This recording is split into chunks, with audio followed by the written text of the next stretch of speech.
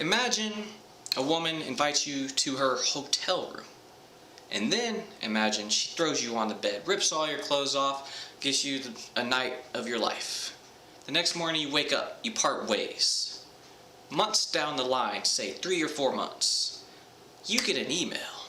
It says, "You raped me." It says, "I'm coming after you. I'm going to ruin your life." This is what happened. My name is Andy Signore. I'm a digital creator with numerous awards and over 1 billion views, thanks to many popular creations I made, including Screen Junkies, Honest Trailers, Man-at-Arms, and more. On October 6th, 2017, one day after Ashley Judd's New York Times article started the metoo movement, I was literally the second person to be publicly accused of sexual misconduct. See, and here lies the inherent problem with the whole social justice culture bandwagoning.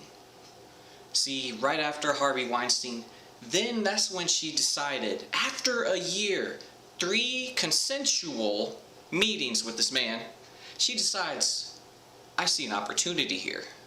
Allegations claim that I had privately made some sexual and flirtatious comments towards female fans online, and one fan made harsher claims and falsely accused me of multiple sexual assaults, abuse, and retribution.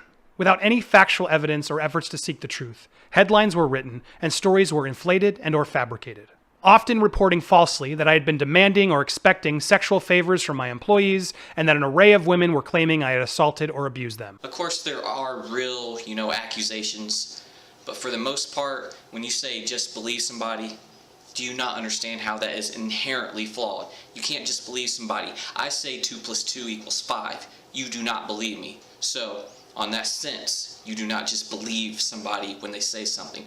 Regardless of how emotional, damaging, or whatever else it may be, you do not just believe something. You must have evidence. We follow fact, innocent before proven guilty.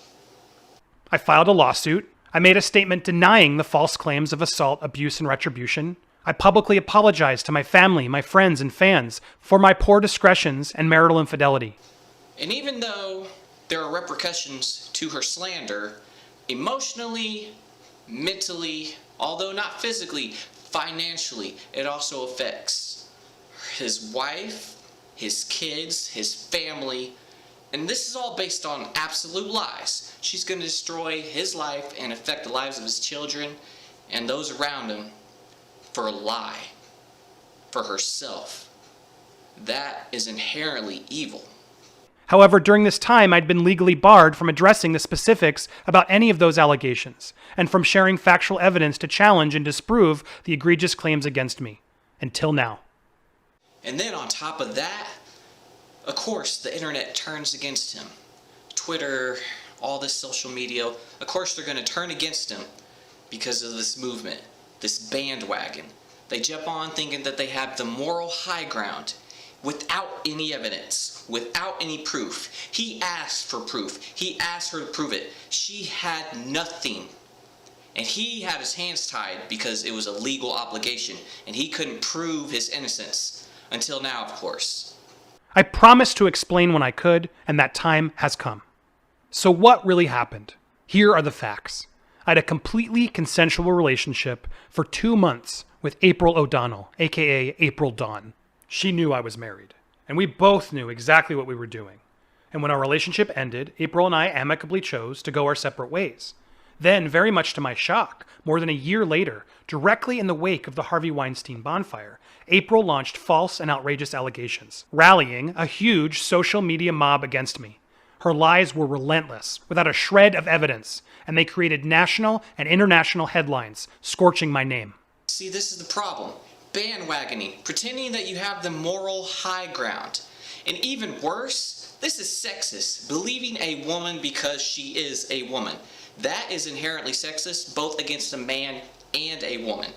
So we ended up exchanging numbers, which prompted some mutually flirtatious texts, including her offering to be a discreet, weird groupie for me. See, he offers evidence now that he's allowed to because he was barred for legal reasons, and she never showed anything.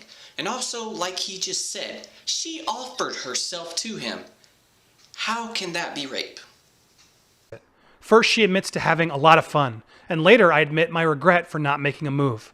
This was a sentiment that we both shared again later that day as we continued to text flirtatiously. See, on this first night, even when she offered herself to him, he did not even make a move just because he was so nervous because of the type of person he was. And that is not saying anything of his character. If anything, that's actually, in a way, being polite, even though it's just for nervousness. But he didn't even do anything on their first meeting. Later that evening, she attempted to meet up with me again, but our schedules wouldn't allow it. We texted our goodbyes and agreed to hopefully see each other again. We ended up doing that rather quickly. So, after the night where nothing actually happened, she wanted to see him again. She is the one initiating this conversation. She is the one initiating this dialogue and trying to meet with him. April says I took photos of her without her permission. This is false. In fact, our emails clearly show that April was the one who sent various nude photos to me. I have blurred them here in an effort to take the high road. But I assure you, they are not just scantily clad photos. They are sexually explicit, and she very clearly sent them to me herself. They are also clearly of her. This is also confirmed over texts. See, this is another problem with the metoo movement. The dangers of it. She sent him pictures, and then a year later she says, "You took pictures of me and I didn't want that." When she obviously sent them in an email, which is something that we should start keeping proof of, warning to the guys, just in case later she regrets it. Our texts clearly reveal we planned the visit. As a matter of fact, we had been constantly talking about hooking up while she visited, and she very clearly invited me to her hotel room. I did not show up to her hotel room uninvited. And for the record, a sex toy was never part of any of our encounters. Our immediate texting after my visit discussed how pleased we were about being together, and her wishing that I'd come back for round 2. See, round 2. It's almost like she's Mike Tyson trying to knock his dick out. She is pursuing him, but a year later, "Oh, he raped me." What the fuck are you talking about? A theme she continues when she asked me to see her again the next day. When I tell her I couldn't make it over due to work effing me, she responds, "I'm supposed to be the one effing you." Not only is she coming after him like Mike Tyson, guard your ears, better watch out, but she is actually almost possessive. I am supposed to be the one fucking you. What does that mean? Someone sexually assaulted would not express herself that way to any alleged abuser. We met a second time, and during that meeting, she showed me that a former friend of mine slid into her direct messages, asking if she wanted to hang out in Hollywood later that night. Knowing his reputation, I suspected he also was trying to hook up with her, which later she admitted did happen. I took no offense, and I genuinely thought they'd get along. I told her, he's a good guy. I said you guys could hit it off, and they apparently did. See, and after their little fling, she kind of just brushes him off to the side. And of course he was cool about it, which I guess is cool for his sake, but the fact that she just brushes him off, "Oh, I found somebody new," that shows a lot about her character. I shared information about our affair to HR, including private correspondence between April and I. There was ample factual evidence of the consensual nature of our affair. My lawyer told me afterwards the look on their faces said volumes. April's credibility was out the window. That's why nothing was done for 2 months. Despite what was said online, nothing was ever offered to substantiate April's allegations. And no other charges of sexual assault, abuse, or workplace sexual harassment were ever presented. No one created an alibi for me. I simply provided tangible evidence to prove my innocence. April began to escalate her coordinated story against me. She verbally defamed me whenever and wherever she could, even to my own colleagues.